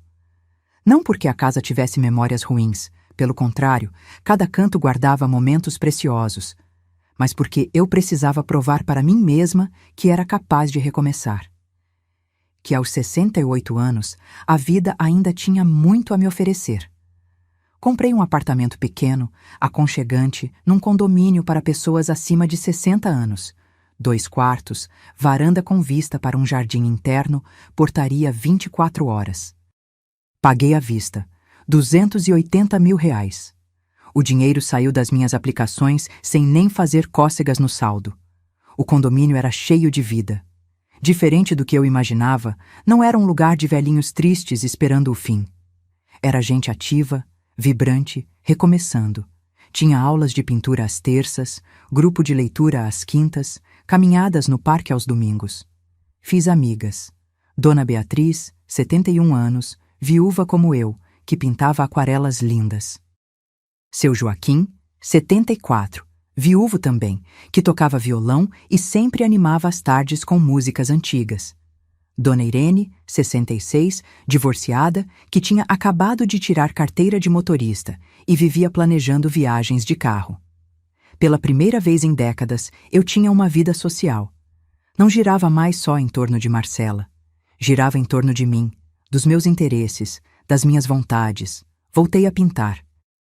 Algo que eu adorava fazer quando era jovem, mas que tinha abandonado quando virei mãe porque não tinha tempo. Comprei telas, tintas, pincéis. Transformei o segundo quarto em um pequeno ateliê. Minha primeira pintura foi da casa antiga. A varanda, a mangueira no quintal, as cortinas de chitão. Não por nostalgia, mas por gratidão. Aquela casa tinha sido meu porto seguro por tantos anos. Merecia ser eternizada. Dona Beatriz viu a pintura e chorou. Neuza, você tem talento. Por que escondeu isso por tanto tempo? Eu sorri, porque achei que não merecia ter tempo para mim. E agora? Agora sei que mereço. Jéssica me visitava todo fim de semana. A menina tinha ficado radiante com a casa. Reformou o quarto que era de Marcela, pintou as paredes, trocou as cortinas, mas manteve a mesa da cozinha, o relógio da parede, as marcas de lápis no corredor. Isso aqui é história, tia. Não se apaga a história. Ela estava terminando a faculdade, trabalhando meio período num posto de saúde. Sonhava em fazer especialização em pediatria. Era dedicada, humilde, grata. Tudo que Marcela deveria ter sido. Tia, a Marcela sabe que eu moro aqui? Sabe. E ela ficou brava? Ficou, mas vai passar, ou não. De qualquer forma, não é problema meu. Quanto a Marcela, bem, essa parte da história é mais complicada. 2 semanas depois daquela reunião na sala, ela me ligou. Mãe, eu comecei o trabalho voluntário. Ah, é? É. Fui no lar dos idosos. Conversei com a coordenadora, a irmã Lúcia. Ela me colocou para ajudar na hora do almoço e nas atividades da tarde. E como está sendo? Silêncio do outro lado. Depois, a voz embargada. Difícil, mãe. Muito difícil. Por quê? Porque eu vejo a senhora em cada um deles, na dona Alzira, de 81 anos, que os filhos largaram num asilo e nunca mais visitaram. No seu Mário, de 76, que chora toda noite chamando pelo filho que mora em outro estado e não atende o telefone. Na dona Conceição, de 85, que guarda bombons numa caixinha achando que os netos vão visitá-la, mas eles nunca vêm. Senti um aperto no peito. Eu fico olhando para eles e penso, eu estava fazendo isso com a senhora. Estava te abandonando. Estava te tratando como peso, como estorvo. E se a senhora tivesse ficado sozinha, doente, precisando de ajuda, eu não teria estado lá. Marcela, não, mãe, deixa eu falar, eu preciso falar. Esses 3 meses no lar têm sido os piores e os melhores da minha vida. Piores porque estou vendo na prática a dor que causei. Melhores porque estou aprendendo o que realmente importa. Fiquei calada, deixando ela desabafar. A dona Alzira me contou que a filha dela era gerente de banco. Bem-sucedida, carro importado, apartamento de cobertura. Mas quando ela ficou doente, a filha botou ela num asilo e sumiu. Disse que não tinha tempo para cuidar de velha. A senhora sabe o que a dona Alzira me disse ontem? O quê? Ela disse: filha, dinheiro a gente ganha e perde, mas caráter? Isso ou você tem ou não tem, e a minha filha não tem. Ela falou isso sorrindo, mãe, mas era um sorriso triste, daqueles que escondem uma ferida que nunca vai cicatrizar. Limpei as lágrimas que escorriam pelo meu rosto. Eu não quero ser essa pessoa, mãe. Não quero que daqui a 20 anos você esteja num lugar desses, olhando para a porta esperando uma filha que nunca vai chegar. Marcela, você ainda está cumprindo as horas porque quer o dinheiro ou porque realmente está aprendendo? As duas coisas. A resposta foi honesta. Não vou mentir. O dinheiro faz falta. Eu e o Fábio estamos morando num apartamento de um quarto que mal cabe a gente. Estamos pagando aluguel caro, juntando centavo por centavo. Seria mais fácil se eu tivesse a herança agora. Mas eu também estou aprendendo. De verdade. Cada hora que passo no lar é uma aula de humildade. Respirei fundo. Quantas horas você já cumpriu? 96. Faltam 104. Continue. E quando terminar, me liga. A gente conversa sobre o próximo passo. Sim, mãe. E obrigada. Pelo quê?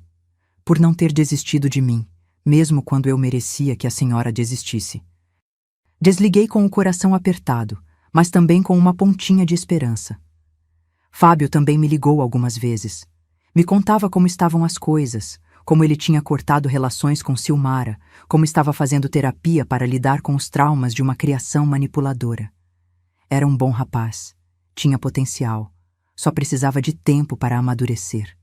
Quanto a Silmara, bem, as notícias que chegaram até mim foram através de Terezinha. Neuza, você nem imagina. A mulher perdeu o apartamento. Foi despejada. Está morando numa kitnet de 2 cômodos na periferia. O carro foi tomado pelo banco. Perdeu o emprego na loja porque deram falta de dinheiro no caixa e desconfiaram dela. Nossa! E tem mais. O Fábio cortou a pensão que dava para ela. Agora ela recebe só R$ 800 por mês, uma ajuda básica que ele dá por pena.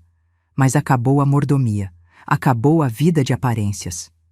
Não senti pena, nem alegria, só uma confirmação de que a verdade sempre vem à tona. Pode demorar, mas vem. Numa manhã de sábado, 4 meses após a mudança, eu estava na varanda do meu apartamento tomando café quando o telefone tocou. Marcela. Mãe, eu terminei. Terminou o quê?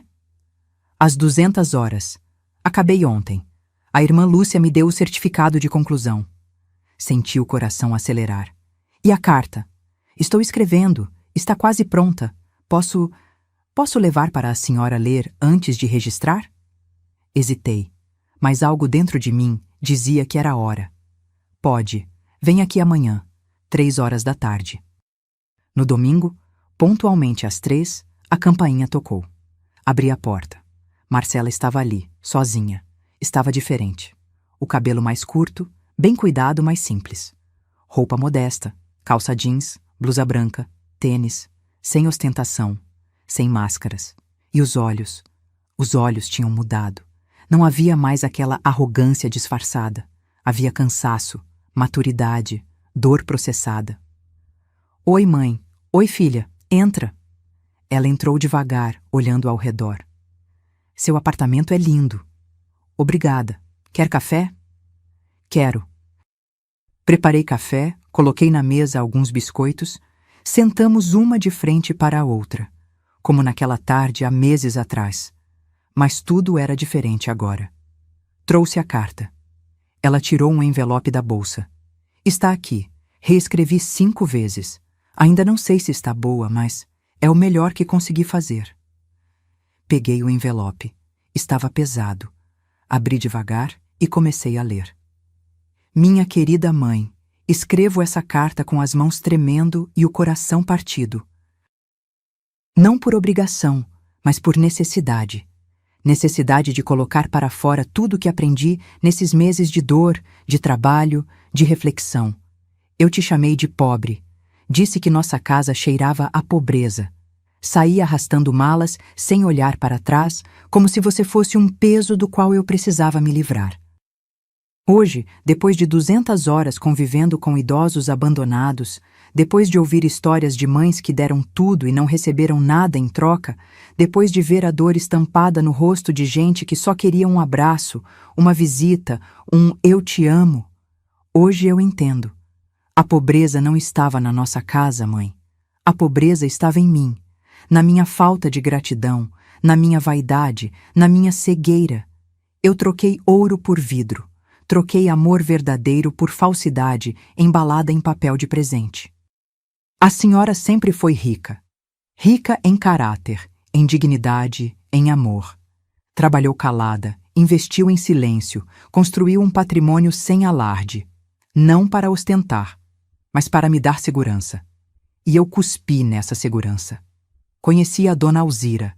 Ela tem 81 anos e chora todo dia esperando uma filha que nunca vem. Conheci o seu Mário, que guarda cartas antigas do filho e as relê toda noite antes de dormir. Conheci a dona Conceição, que prepara bolinhos achando que os netos vão visitá-la, mas eles nunca aparecem, e em cada um deles eu via você. Via o que eu estava fazendo, via onde eu ia chegar se não acordasse.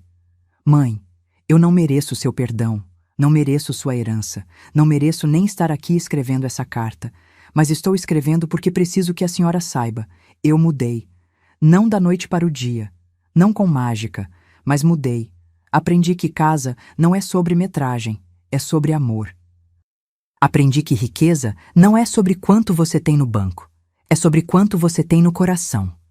Aprendi que mãe é para sempre, mesmo quando a gente é burra demais para enxergar isso.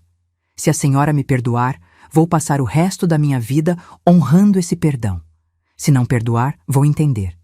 Porque a dor que causei não tem tamanho de desculpa que caiba. Eu te amo, mãe. Sempre amei. Só estava perdida demais para mostrar. Sua filha, Marcela. Tonto. Terminei de ler com as lágrimas escorrendo livremente. Dobrei a carta devagar, coloquei de volta no envelope. Marcela estava chorando também. Esperando, com medo, com esperança. Está boa, mãe? Dá para registrar? Olhei para ela. Realmente olhei. E vi, finalmente, a filha que eu tinha criado. Não a mulher arrogante que me desprezou, mas a menina que aprendi a amar desde o primeiro segundo de vida. Está perfeita. Ela soltou um suspiro aliviado. Marcela, eu não vou dizer que está tudo bem, porque não está. A ferida ainda dói, mas está cicatrizando. Eu sei, mãe. E não vou fingir que a gente volta a ser como antes, porque não volta. A gente vai ter que construir algo novo, do zero. Eu topo, mãe. Eu topo reconstruir quantas vezes for preciso. Me levantei e fui até ela. Segurei seu rosto com as 2 mãos. Então vamos reconstruir. Devagar, com paciência, com respeito mútuo. Ela se levantou e me abraçou. Um abraço apertado, daqueles que a gente dá quando tem medo de soltar e perder de novo. Ficamos assim por longos minutos, mãe e filha, quebradas, mas juntas. Nos meses seguintes, Marcela me visitava todo domingo. Trazia Fábio junto, tomávamos café, conversávamos, eu mostrava minhas pinturas, ela me contava sobre o trabalho. Aos poucos, a relação foi se reconstruindo. Tijolo por tijolo. Ela registrou a carta em cartório. Leu em voz alta numa pequena reunião de família. Eu, Jéssica, Fábio, Dona Carmélia, Doutor Henrique. Foi doloroso, mas foi necessário. E quando completou 1 ano desde a mudança, eu liguei para ela. Marcela, vamos almoçar fora amanhã. Só nós 2. Sério, mãe. Sério. Fomos num restaurante simples, daqueles por quilo. Comemos arroz, feijão, picanha, farofa. Conversamos sobre amenidades, sobre a vida, sobre planos futuros. No final, entreguei a ela um envelope. O que é isso? Abre. Ela abriu. Dentro, um cheque de R$165 mil. Mãe, eu não... Você cumpriu as condições. O dinheiro é seu. Mas a senhora não precisa dar agora. Pode esperar. Sorri. Marcela, eu não vou viver para sempre. E quero ver você usar esse dinheiro com sabedoria enquanto ainda estou aqui para orientar. Ela segurou o cheque com as mãos tremendo. Eu prometo, mãe. Prometo que vou usar direito. Vou comprar um apartamento pequeno, vou mobiliar com simplicidade, vou guardar uma parte para emergências. Eu sei, filha. Confio em você. Hoje, 1 ano e meio depois de tudo, a vida segue. Marcela e Fábio compraram um apartamento de 2 quartos num bairro modesto. Mobiliaram aos poucos, com móveis simples, mas de qualidade. Ela voltou a estudar. Está fazendo faculdade de pedagogia, o sonho antigo. Fábio foi promovido no trabalho. Eles ainda me visitam todo domingo. E sempre que podem, levam bolo, flores, carinho. Jéssica se formou em enfermagem. Passou num concurso público. Está namorando um rapaz da igreja. Ela cuida da casa antiga com zelo, como se fosse um patrimônio sagrado. Por que é? Eu continuo no meu apartamento, pintando, lendo, vivendo. Dona Beatriz e eu fizemos uma pequena exposição no salão de festas do condomínio. Vendemos 3 telas. Doei o dinheiro para o lar dos idosos. Silmara, nunca mais ouvi falar. E não faço questão. Numa tarde de domingo, Marcela chegou com uma notícia. Mãe, eu estou grávida. O mundo parou. Eu ia ser avó. Quanto tempo? 2 meses. Descobri semana passada. Me levantei e a abracei. Parabéns, minha filha. Você vai ser uma ótima mãe. Mãe, eu queria te pedir uma coisa. Fala. Quando o bebê nascer, você aceita ser a madrinha? Não no papel, mas na vida. Quero que meu filho cresça conhecendo a avó de verdade. A avó que ensina valores, que conta histórias, que mostra o que é amor verdadeiro. Chorei. Chorei de alegria. Eu aceito, com todo o meu coração. Hoje, enquanto escrevo essas últimas linhas da minha história, olho pela varanda e vejo o sol se pondo, alaranjado, bonito, prometendo um novo amanhecer. Aprendi que perdão não é esquecer. É escolher não deixar a mágoa comandar sua vida. Aprendi que amor verdadeiro, às vezes, precisa ser duro para ser real. Aprendi que riqueza não se mede em reais, mas em dignidade, respeito, gratidão. Marcela aprendeu, do jeito mais doloroso possível, mas aprendeu. E eu? Eu aprendi que nunca é tarde para recomeçar, para escolher a si mesma, para viver com leveza. Porque no final, o que fica não é o tamanho da casa, o valor da conta bancária ou a marca do carro. O que fica é o legado de caráter que você deixa. E esse legado não tem preço. É a verdadeira riqueza. Siadi Nomon, se essa história tocou seu coração, me conta nos comentários. De onde você está assistindo?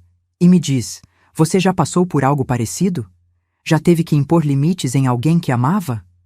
Deixe seu like se você acredita que respeito e dignidade vêm antes de qualquer coisa. E se inscreva no canal para continuar acompanhando histórias reais de superação, justiça e amor próprio. Porque aqui a gente não romantiza abuso. A gente ensina que todo mundo merece ser tratado com respeito, inclusive e principalmente pelas pessoas que a gente ama. Até a próxima história. E lembre-se, você vale muito mais do que qualquer um já te fez acreditar. Fim.